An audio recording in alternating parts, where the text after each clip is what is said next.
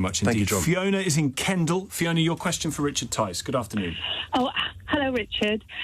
Yes, Richard, I'm a pensioner currently sitting in a toasty warm house, every room lovely and warm, thanks to a heat pump that costs me a little bit more than a new gas boiler. So what I'm wondering is why, when we have clear evidence that all the fossil fuel companies do is put their prices up year after year, do you want to tax the renewable companies? Why not tax the filthy rich and filthy fossil fuel companies who we give billions to in form of subsidies and tax breaks and treat us all so badly? You want to put, Fiona, thank you. You said in a speech yesterday you want to put a windfall tax on renewably generated power. You want a solar farm tax on farmers taking renewable subsidies. You want a ban on battery energy storage systems. Why? So, Fiona, thanks. I think there's two parts to your question there, Fiona. Heat pumps. Look, if heat pumps work in your house because it's well insulated and got low air circulation, that's great. That's the joy of free markets. But for probably over 20 million homes in this country, they're much less suitable. They require much bigger radiators. You've got much greater air circulation. I know many people who've put them in and deeply regret it. I had a constituent just the other day weeping in my surgery because she had gone down the heat pump route and deeply regretted it. So there's pluses and minuses. That's a separate point, Fiona, I think, to the fossil, the issue of fossil fuel. We've got 23 million homes with gas boilers in this country that work very well. We sit on huge quantities of our own gas that our politicians have decided basically we don't want to use. And the reality is there is a direct link, Fiona, between the growth in our renewable energy generating capacity in this country over the last 15 years, as I showed in a graph yesterday, and the increase in electricity prices in the UK to the levels now where they're 3 or 4 times the US electricity prices, despite the fact 15 years ago they were not much different. And that's because of the quantity of subsidies, which is now, it's about, give or take, £10 billion a year. Government data says it's over the last 15 years, subsidies have been about £100 billion. That's taking money out of taxpayers, ordinary hard-working folk, and putting into the vested interests of the renewable developers and investors. That's, I think, wrong, and I think that's what's driven up the bills. And what we're saying is, actually, we need to bring the bills down. And under the current route, Fiona, in April, the energy suppliers are saying, forecasting, that the Ofgem energy price cap will go up another 5% on top of the 11% since last July. Let me bring Fiona back in. Fiona, your thoughts on what you've heard? I'm just appalled because so much of that is false, it's lies. We have been subsidising and giving tax breaks to the fossil fuel industry, which has got so much money that they're quoted as saying they don't even know what to do with it. And we've been paying that out from taxpayers for years. And all the fossil fuel companies have done is raise the prices and also damage our weather systems across the world. Richard, I believe you and your wife now have a place in Saudi where there were appalling flash floods in January. Fiona, can I stop you there? It's my partner, Isabel Oakshott. She lives in Dubai, not Saudi. I live in the United Kingdom. And the reality is that the growth and the investment and the jobs that the oil and gas industry and the success and the wealth that has created in the United Kingdom in the last 50 years has been enormous. And far from being subsidised... We've also subsidised oil and gas companies. I'm sorry. Far from subsidised, they have created huge growth and jobs and investment. So when do I get my subsidy back?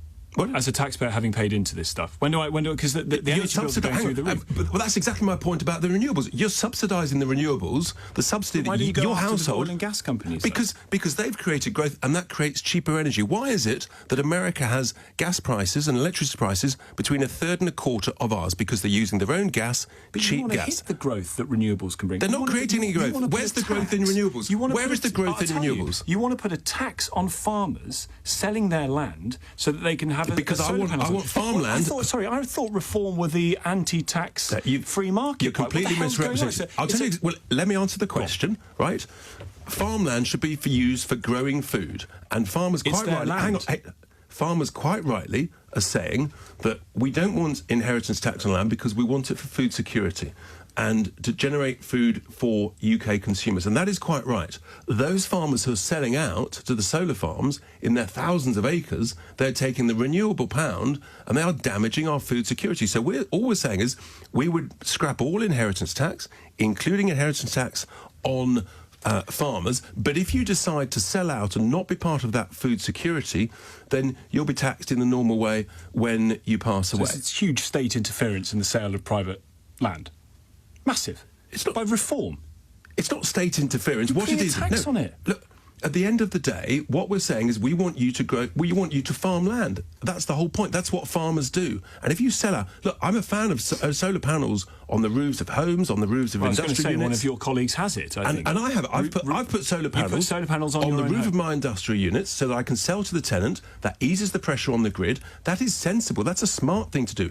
That's a sensible multi-use of a roof. All up for that, but actually taking away valuable farmland is lunacy, and it's got to stop. You want a law in place to force the national grid to put cables underground. You accept that the grid has to upgrade. There have to be more cables. You accept that. Only if you go down the offshore renewable route of net zero. I don't accept net zero. So if you didn't have net zero, you wouldn't have the demand for all of these extra cables. Well, we're going to need to build more capacity at the moment, until grid. we win the election, we've got net zero. Then we'll scrap it and we'll stop all this nonsense. Hang on. But hear me out. No, stop.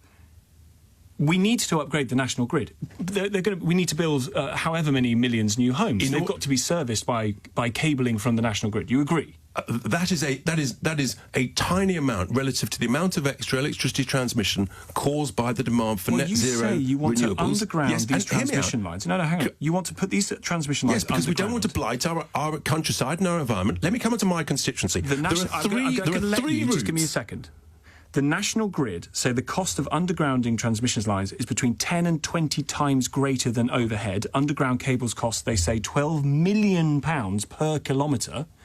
Where are you going to... And that works out, if you do the maths, an extra £7.2 billion. And have you getting that from? Have you read the report done by the National Energy Systems Operator for the East Anglia network that confirms that actually the cost is equal when you take into account all of the costs over the medium term? So actually, it's not more expensive to put them below ground than above ground. And here's the point. I'm going to quote that report at you because I have read that report.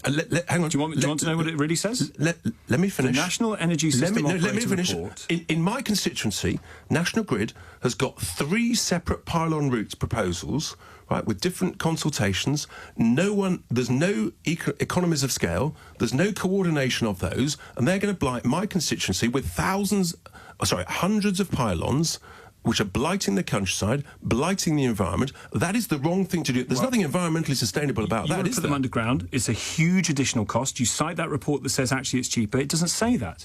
The National Energy System Operator report found the proposal of underground cables was only cheaper in the event all other options were delayed until 2034. So it doesn't say it's cheaper. It does, by a matter of years. They're going to be delayed anyway because of the planning disputes, because of the legal disputes. You've got county councils suing the national grid. So absolutely, I'm afraid you've just literally reinforce my point that those pylons won't be built by 2034. You said it's saying. It is absolutely saying. It's absolutely not. Tom, the county councils are going to sue the national grid, right? In terms, none of the county councils want these. They won't be built before then anyway. You'd scrap it though. You wouldn't do any. I'd put them underground. I mean, it's an extra cost of 7.2 billion, which you haven't said where it's coming from. No, because you've just agreed that the report says... So after 2034, you'd wait. So all these houses that need to be built in the next 10 years that you say you're going to build, they won't be serviced by anything. It's not the houses that are doing it. It's the demand for extra electricity from the houses that are being built. Because of net zero. It's nothing to do with the 1.5 million houses that this government proposes to build. That is the difference. All of the demand is required by net zero. Scrap net zero, you don't need the pylons. My constituents don't want pylons blighting their countryside. That is the reality. 03456060973 is the number. You can get your question to Richard Tice, the Deputy Leader of Reform UK, the MP for Boston and Skegness. Back to your calls after this. 418.